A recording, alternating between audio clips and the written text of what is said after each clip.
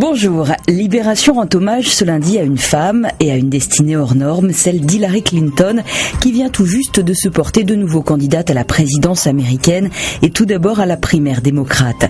À 67 ans, elle est la favorite dans tous les sondages, mais pour ne pas chuter comme en 2008, prévient Libé, elle devra adoucir son côté dame de fer, sortir de la langue de bois qu'elle affectionne et jouer sur le souvenir de la présidence Clinton, qui fut, rappelle Laurent Geoffrin dans son éditorial, une sorte d'âge d'or pour les États-Unis.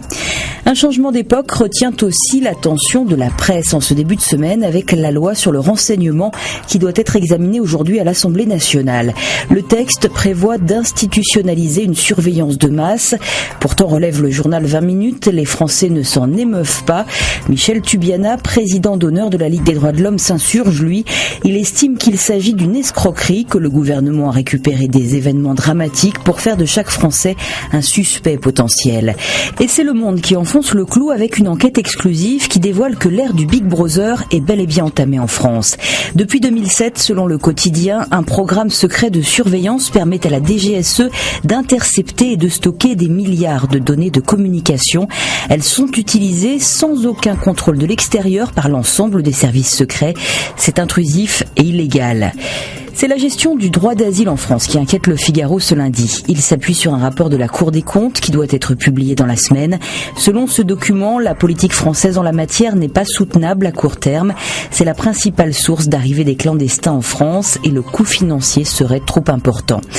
La longue attente, parfois nécessaire pour consulter un médecin spécialisé, ne sera-t-elle bientôt qu'un lointain souvenir ? Le Parisien, aujourd'hui en France, se veut positif. Oui, il est possible de décrocher rapidement un rendez-vous, notamment grâce à Internet qui donne accès à l'agenda de milliers de praticiens. Il faut quand même relativiser, les disparités sont grandes selon les régions.